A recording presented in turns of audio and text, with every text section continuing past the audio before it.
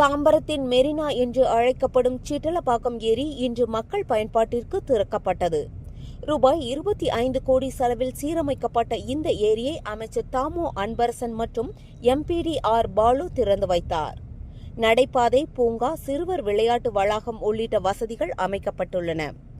ஏரியின் மறுபுற நடப்பாதை பணிக்காக கூடுதலாக 8 கோடி ரூபாய் நிதி ஒதுக்க வேண்டும் என கோரிக்கை வைக்கப்பட்டது. செய்தியாளர் ரமேஷ்.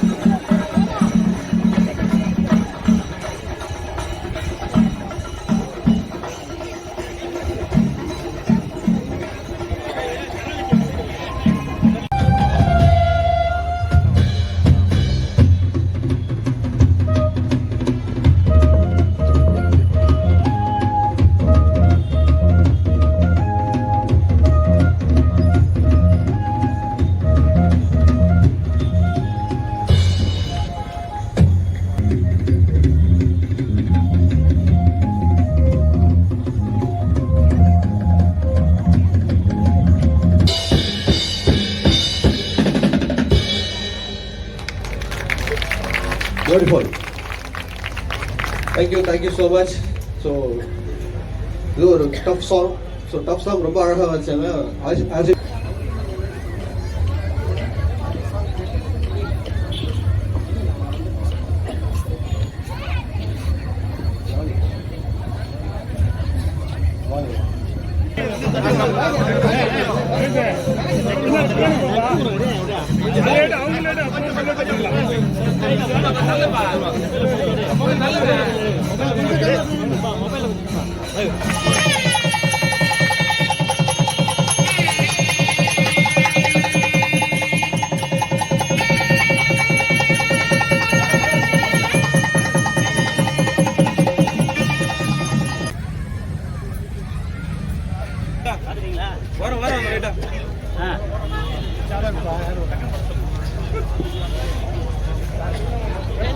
லாஸ்ட் வரலாம் போறாங்க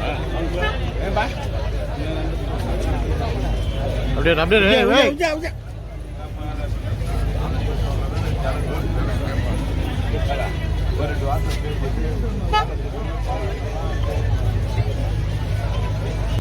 சீராரும் வதனமென திகழ்வரத கண்டமிதில் தெக்கணமும் அதிசிறந்த திராவிடனல் திருநாடும் தக்க சிறு பிறை நுதலும் தரிசனரும் திலகமுமே அத்திலக வாசனை போல் அனைத்துலகும்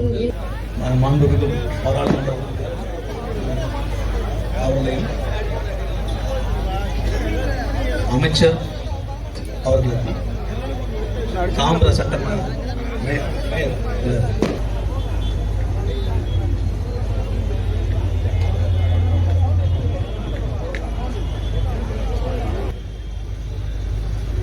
மரியாதைக்குரிய ஜீகா அவர்களே, தாம்பரம் மாநகராட்சியுடைய மேயர் மாண்புமிகு வசந்தகுமாரி அவர்களே, துணை மேயர் மாண்புமிகு காமராஜ் அவர்களே, மரியாதைக்குரிய மாவட்ட ஆட்சித்தலைவர் அவர்களே, தாய்மார்களே, அத்தனை பேருக்கும் நேரத்தில் அறிஞர்களுக்கு அத்தனை பேரும் சொல்லப்படுவதில்லை. பொதுமக்கள் அத்தனை பேருக்கும் காலை வணக்கத்தை அப்பொழுது நான் தெரிவித்துக் கொள்கிறேன். ஆக இந்த சிட்டலப்பாக்கம் ஏரியை பொறுத்தவரை காணொலி காட்சி வாயிலாக பல பேருக்கு பேசியதை நாங்கள் பார்த்திருந்தாலும் ரொம்ப செலவு ஏற்பட்டு இந்த பணியை நடத்தி முடிந்துவிட்டதால் இருந்தால் இல்லை நாடாளுமன்ற உறுப்பினர் கேட்டால் ஃபுல்ஃபில் ஆகிவிட்டார்கள். இதெல்லாம் முடியவில்லை. இன்னும் அதற்கு சேரக்கூடிய 8 கோடி ரூபாய் நிதி தேவைப்படுகிறது.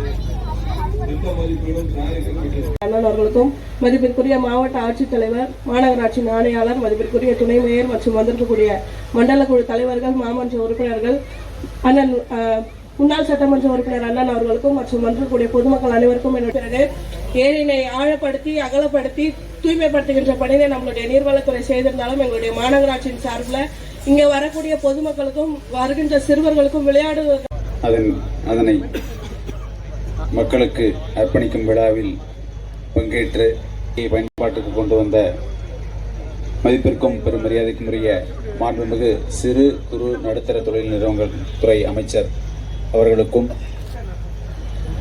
அவர்களுக்கும்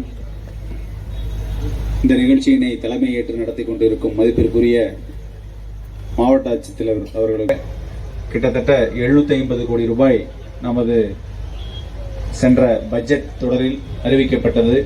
அதற்குண்டான அரசாணை பெறுவதற்கான இறுதி கட்டத்தில் அது இருக்கிறது. கிட்டத்தட்ட 1042 கோடி என்ற மதிப்பீட்டில் அது அரசாணை கூடிய விரைவில் நாம் எதிர்பார்க்கிறோம் அரசிடமிருந்து. எனவே அது வரும் பொழுது சிட்லப்பாக்கம், செம்பாக்கம், மாடம்பாக்கம், பெருங்கழுத்தூர், பீர்க்கங்கரணை இந்த 5 பகுதிகளுக்கு நமது பாதாள சாக்கடை திட்டமானது நிறைவேற்ற முடியும் என்ற ஒரு திட்டம் அது. எனவே அந்த திட்டத்தை இன்னும் ஒரு 10-15 நாட்களுக்குள் அரசாணை எதிர்பார்க்கப்படுகிறது. மேலும் இந்த நிகழ்ச்சியினை சிறப்புற துவங்கி வைத்து விழா பேருரையாற்றி அமர்ந்த அமைச்சர் அவர்களுக்கும் மற்றும் ஸ்ரீபெரும்புதூர் பாராளுமன்ற உறுப்பினர்களுக்கும் மற்றும் தலைமை ஏற்றிருக்கின்ற மாவட்ட ஆட்சித்தலைவர் அவர்களுக்கும் வரவேற்புரையாற்றி அமைந்த செயற்பொறியாளர் நீர்வளத்துறை அவர்களுக்கும் தாம்பரம் சட்டமன்ற உறுப்பினர் அவர்களுக்கும் மாண்புமிகு மேயர் அவர்களுக்கும் மற்றும் மேடையில் அமர்ந்திருக்கின்ற அனைத்து பெரியவர்களுக்கும் எனது நன்றியினை உரித்தாக்கி எனக்கு வாய்ப்பளித்தமைக்கு நன்றி கூறி விடைபெறுகிறேன். நன்றி, வணக்கம். அதேபோல நம்முடைய தொகுதியில் இந்த ஏரி தூய்மைப்படுத்த வேண்டும் என்று மிக சிறப்பாக மாண்புமிகு அமைச்சர் அவர்களும் தம்பி சட்டப்பேரவை உறுப்பினர்களும் மாநகராட்சி மேயர் கமிஷன் எல்லாருமே அதுக்கு சிரமப்பட்டு இதை கொண்டு வந்திருக்காங்க. இன்னும் சிலது முற்றுப்பெறாம இருக்கிறது உங்களுக்கும் தெரியும், எனக்கு உங்களுக்கும் தெரியும். நிதிநிலை காரணமாக அதை ஒதுக்கி வைக்க கூடாது. அந்த நிதிநிலையை எப்படியாவது கொண்டு வந்து தமிழக அரசோ மாநகராட்சியோ பாராளுமன்ற உறுப்பினரோ சட்டமன்றோ போடணும். அதை போட்டு முழுசா 8 கோடி பாய்க்கிறேன். 8 கோடிக்கு எல்லாரும் அந்த சுமையை ஏற்றுக்கிறதுக்கு முன் வர வேண்டும். இதற்கு மாண்புமிகு அமைச்சர் அண்ணன் தம்பி அன்பரசு அவர்களும் அதே போல சட்டப்பேரவை உறுப்பினர் அவர்களும் இங்க இருக்கின்ற அரசு அதிகாரிகள், கலெக்டர் இருக்காங்க, கமிஷனர் இருக்காங்க, 2 பேரும் அதை சமாளிக்க முடியும். நிறைய ஃபண்ட்ஸ் வச்சிருக்காங்க. அந்த ஃபண்ட்ஸை முறைப்படி ஒரு 6 மாசம் ஒரு தடவை நீ கொடுத்தா போதும். 1 வருஷம் வரைக்கும் தேக்கி வச்சுக்காம, 5 வருஷம் வரைக்கும் ஆட்சி இருக்கிற வரைக்கும் தேக்கி வச்சுக்காம 6 மாசம் ஒரு தடவை கொஞ்சம் கொஞ்சமா கொடுத்துட்டே இருந்தா நாங்கள் செலவு ஒரே நாளில் பண்ண முடியாது. கொடுக்க செலவு பண்ணிக்கிட்டே இருந்தோம்னா அந்த திட்டம் கொஞ்சம் ஒரு முழு வட்டம் நிறைவேறல. வாக்கிங் போறவங்க திருப்பி ரிவர்ஸ்ல வர வேண்டியது இருக்கு. வாக்கிங் போறவங்க முழுசா போகணும். அதான் தம்பி அன்பரசு அவருக்கு சொன்ன வண்டியில போயிட்டு இருக்கும்போது வாக்கிங் போறவங்க முழுசா சுத்தாம பாதியிலே திருப்பி வராங்கன்னா ஆமா தான் செய்வாங்க. நம்ம செலவு பண்ணல. அது செலவு பண்றதுக்கு என்ன செய்யறது? செலவு பண்றதுக்கு யாரு செலவு பண்ணுமோ அரசாங்கமும் இருக்குது, உள்ளாட்சித்துறையும் இருக்குது. இதை விட வேற என்ன சந்தர்ப்பம் இருக்கும்? ராஜா ரொம்ப கிளவரா மேடைக்கு கூட்டு வந்துட்டார். நான் அப்படியே போகலான்னு சொன்னேன். இல்ல இந்த மேடை வரைக்கும் வந்துட்டு 2 வார்த்தை பேசிட்டு போங்க அப்படின்னாரு. 2 வார்த்தை இல்ல, 8 கோடி வார்த்தைகள், 8 கோடி ரூபாய் தேவைப்படுது. அதை வந்து சிஸ்டர் சினேகா ஐஏஎஸ் சிரிக்கிறாங்க. அவங்க நிச்சயமா ஒரு மேட்டரை ஈடுபட மாட்டாங்க. ஈடுபட்டா 100% நிறைவேற்ற ஒரு கலெக்டர். எவ்வளவு கலெக்டர் வந்தாங்க போனாங்க. ஆனா சினேகா ஐஏஎஸ் ஒரு மேட்டரை வந்து வாக்கு கொடுக்கவே மாட்டாங்க. சிரிச்சுட்டே இருப்பாங்க. வார்த்தையெல்லாம் சொல்ல மாட்டாங்க. அவங்க சொல்லிட்டாங்கன்னா நிச்சயமா நிறைவேறும். இன்றைக்கு அவர்கள் புன்முறுவல் காரணமாக நம்முடைய சிட்லப்பாக்கம் ஏரியா அவ்வளவு பார்த்து முயன்றிருக்கிறார்கள். நிச்சயமாக அதை நிறைவேற்றி தருவார்கள் என்று நான் உங்களிடம் சொல்லி அதற்கு நாங்களும் உடனே எங்களுடைய நிதியிலிருந்து எந்த அளவுக்கு முடியுமோ அந்த அளவுக்கு நிதி ஆதாரத்தை தந்து இந்த திட்டத்தை முழுவதுமாக நிறைவேற்றி தருவோம் என்று சொல்லி விடைபெறுகிறேன். வணக்கம். அனைவருக்கும் ஆங்கில புத்தாண்டு வாழ்த்துக்கள், பொங்கல் திருநாள் வாழ்த்துக்கள். வணக்கம். உள்ளபடியே மகிழ்ச்சியான நிகழ்ச்சி. ஆக இந்த சிட்லப்பாக்கம் ஏரி நீண்ட நாள் பிரச்சனை படிப்படியாக இன்னைக்கு தான் மக்கள் பயன்பாட்டிற்காக இது ஒப்படைக்கப்பட்டிருக்கிறது. இந்த ஏரியை பொறுத்தவரையிலும் பார்த்தீங்கன்னு சொன்னால் 47 ஏக்கர் பரப்பில் 25 கோடி ரூபாய் மதிப்பில் இன்றைக்கு சீரமைத்து புனரமைக்கப்பட்டு மக்கள் பயன்பாட்டிற்காக ஒப்படைக்கப்பட்டிருக்கிறது. ஏரியினுடைய கழிவுநீர் கலப்பு தடுக்கப்பட்டு இன்றைக்கு ஆழப்படுத்தப்பட்டிருக்கிறது. கொள்ளளவு அதிகரிக்கப்பட்டு சிட்லப்பாக்கம் பகுதியில் இருக்கிற பகுதி வெள்ளப்பகுதியிலிருந்து பாதுகாக்கப்பட்டிருக்கிறது என்பதை நான் மகிழ்ச்சியோடு தெரிவிக்க விரும்புகிறேன். அது மட்டும் இல்லாமல் ஏரியை சுற்றி பொதுமக்கள் பயன்பாட்டிற்காக நடைபாதை, சிறுவர் விளையாட்டு திடல், பூங்கா, திறந்த வெளி அரங்கம் இன்றைக்கு அமைக்கப்பட்டு பக்கத்தில் கூட மியூசிக் கச்சேரி நடந்துட்டு. ஆக இந்த பகுதியில் இருக்கிற மக்கள் மட்டும் இல்லை, வெளியில் இருக்கிறவங்க கூட வந்து வாக்கிங் போகிற அளவுக்கு இன்றைக்கு அற்புதமாக இந்த ஏரி உருவாக்கப்பட்டிருக்கிறது. ஆக உள்ளபடியே நம்முடைய சட்டமன்ற உறுப்பினருக்கு என்னுடைய வாழ்த்துக்களை பாராட்டுதல் இந்த நேரத்தில் நான் தெரிவித்துக் கொள்ள விரும்புகிறேன். இன்றைக்கி திராவிட முன்னேற்ற கழக அரசை பொறுத்தவரையில் மக்களின் தேவைகள், கோரிக்கைகள் எதுவாக இருந்தாலும் அது நியாயமான கோரிக்கையாக இருந்தால் அதை உடனே நிறைவேற்றக்கூடிய ஆட்சி தான் திமுக ஆட்சி. இன்னைக்கு பார்த்து இன்றைக்கி 4 வருஷத்தில் இன்றைக்கி நம்முடைய மாவட்டம் எந்த அளவுக்கு வளர்ச்சி பெற்றிருக்கிறது என்பதை நீங்களாம் எண்ணி பார்க்கணும்.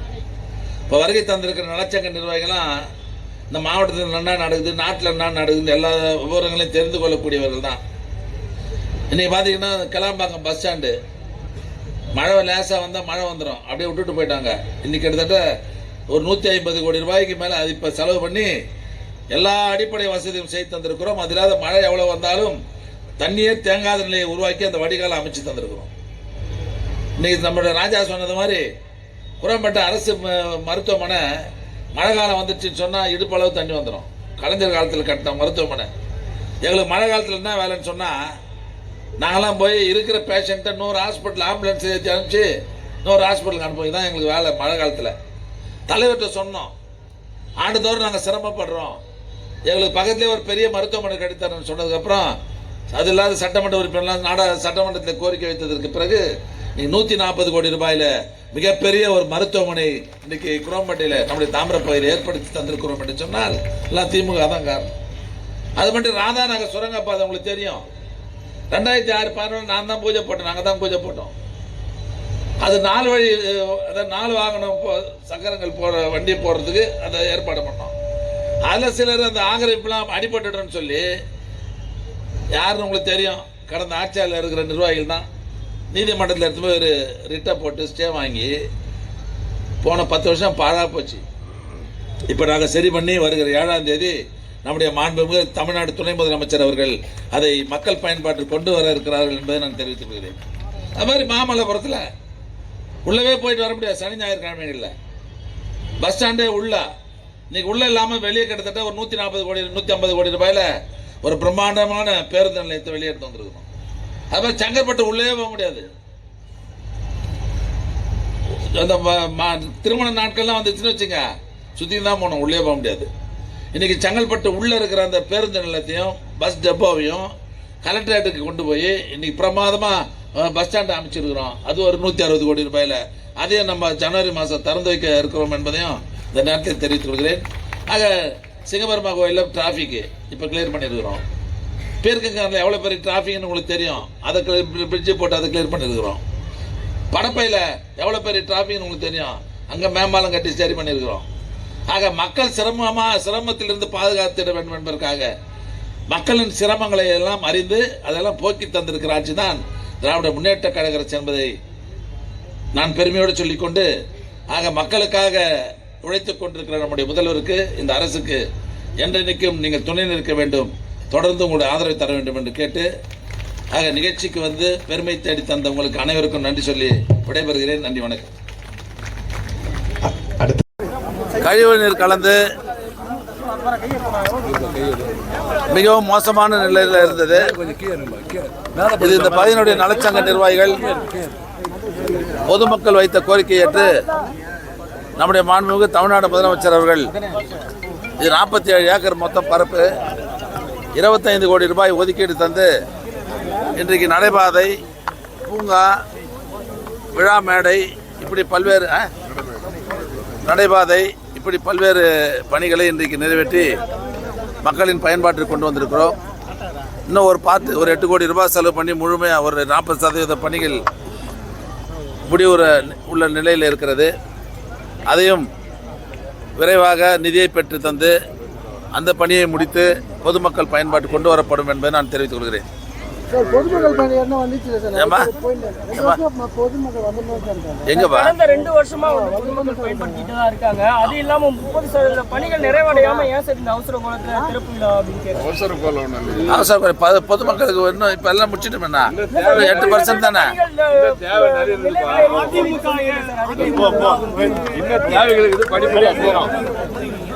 பண்ணல அவங்க, நாங்க தானே பண்றோம். அவங்க பண்ணல, நாங்க தானே பண்றோம்.